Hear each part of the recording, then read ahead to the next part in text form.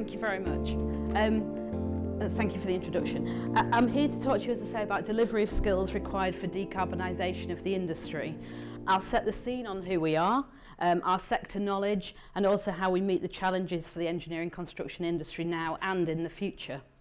I want to assure you, though, that the ECITB is already equipping industry with the necessary skills, and we're passionate about delivering and continuing to deliver that development for clean growth. So if you're not aware, the ECITB is a statutory skills body for the engineering construction industry in Great Britain.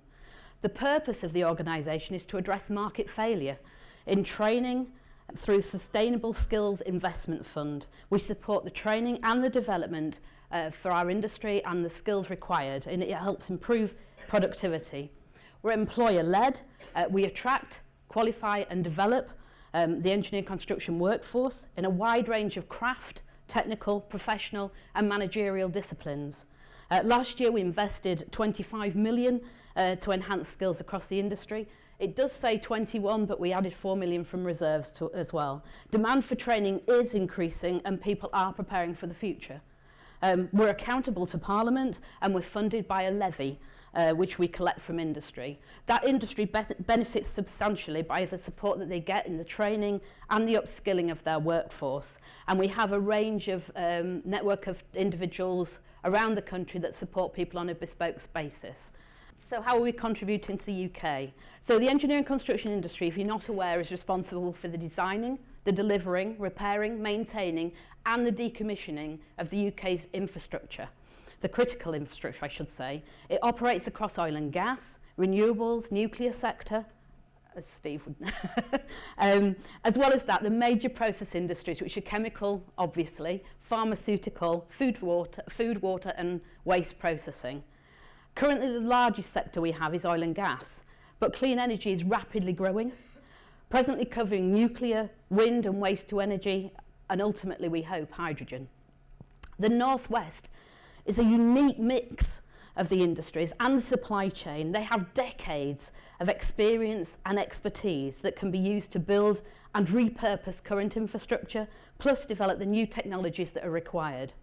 Our role is to support the current infrastructure by providing the necessary skills.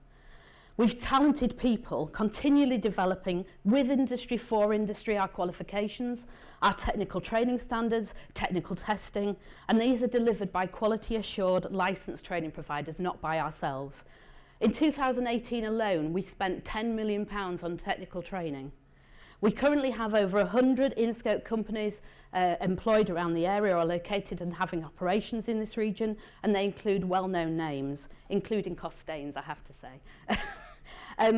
As the slide shows, we have an in-depth knowledge of the industry, and we want to contribute to the UK PLC. Currently, we provide 5.4% of GDP. What I want to demonstrate is that we know the industry. So what are our problems? This is the skills element of it. Currently, we've got 4 challenges that we're facing. Effective project delivery, the right people with the right skills, which I know you're currently aware of. Brexit is a challenge, and technological change, which we've spoken about all day. All of these could impact on the delivery of commercial scale production of hydrogen and its ability to be sustainable green fuel. So significant infrastructure projects are on the horizon, and many suffer from unrealistic expectations. For example, in oil and gas alone, an average fewer than 25% of projects are delivered on time. Most are 10 months over time and 35% over budget, according to the Oil and Gas Authority. We need the right people at the right skills. Competition for people is increasing.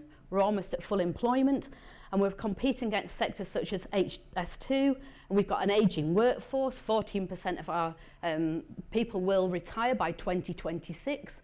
And it's also, where are the people based? We might have the expertise somewhere else in the UK. How do we make it appropriate for here and now? Brexit, I don't have to say a lot about that, but continued uncertainty is an issue. It is affecting the business and future relationships. Plus, there's now an onus on us to grow homegrown talent. It costs money. The technological change, we spoke about data earlier, but did you know that data-driven technologies, as we know, are the future? but they're not being sufficiently harnessed. Again, I reference oil and gas. They say 1% of the data captured from the oil and gas sensors is used. Just 1%, that's all. What could we do if we capture more? Existing digital technologies have been potential to cut oil production by up to 20%, according to the IEA. What could this do for clean energy and the hydrogen agenda? We've seen strike price for wind almost dissipate from £158 per megawatt hour to £65 per megawatt hour. Could you imagine what energies will do if we can get this marked reduction in them as well? So what are the ECITB doing? We've got some key initiatives that we're proposing at the moment. One of them included in that is the ECITB Project Collaboration Toolkit. Collaboration on projects is a great way for industry to keep the costs down as well as share skills and expertise. The toolkit offers advice and guidance to clients and companies looking to work together more efficiently from conception of the project to completion. The recent pilot we conducted demonstrates the benefits of client-contractor collaboration on major projects, with one alone saving 40% on a like-for-like project. That's a significant saving, as you know. Global and national companies who have already benefited include Shell, Total, BP, EDF Energy, to name but a few. If you want to know more, it's on the website. There's lots of case studies to look at. But please consider this tool for future hydrogen projects. It costs nothing and it adds value to what you're doing. You can work together and we can make a better future for ourselves. Included in the 6 million we spent this year in management professional training, we've developed a leadership programme for graduates for 2020. We know leadership is critical for the future. The ECITB continues to support apprenticeship standards and the trailblazer groups specific to our industry, and we provide a broad range of ECITB vocational qualifications. As far as Brexit, labour market intelligence is critical. It guides the industry and it guides government. Our recently published report, which is Labour Market Output Report, findings say that just under a third of employers, that's 29%, felt restrictions on freedom of movement after Brexit would make recruitment more difficult. Again, you can read that report on our website. Our policy teams sit in DFE in London, close to our sponsors, and our regional teams work closely with stakeholders, including the mayoral combined authorities such as Liverpool City Region. We want to be close to industry. Another key strategic initiative for industry that we've developed is the Connected Competence. This award-winning scheme builds a more competent and transferable workforce.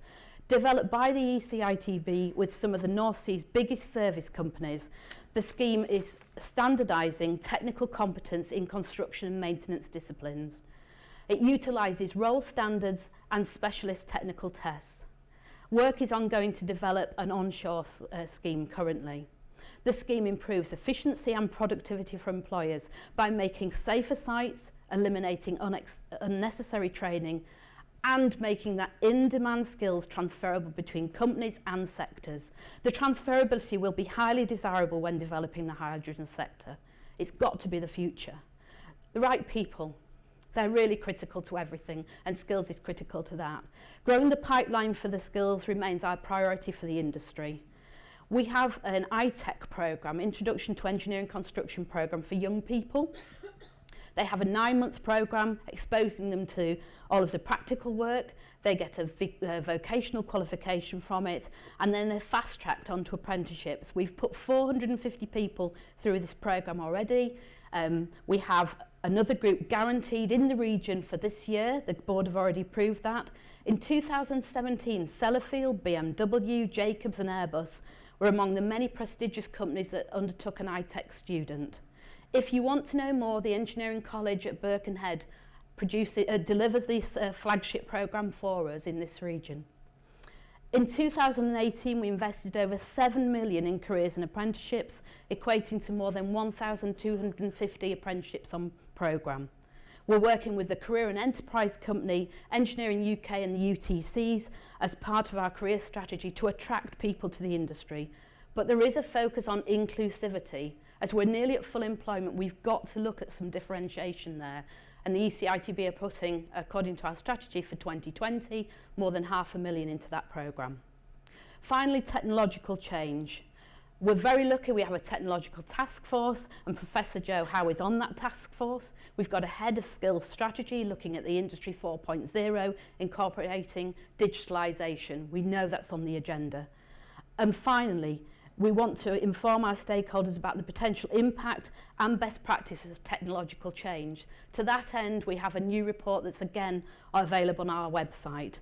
At the ECITB, we have talented people continually developing qualifications, training and technical standards to meet current needs, but importantly, future expectations. We're ready to help you deliver clean energy now and in the future, and I've got 30 seconds left. So what I want to say is people are critical, and we want to deliver that skills for those people. So thank you for your time. Fabulous.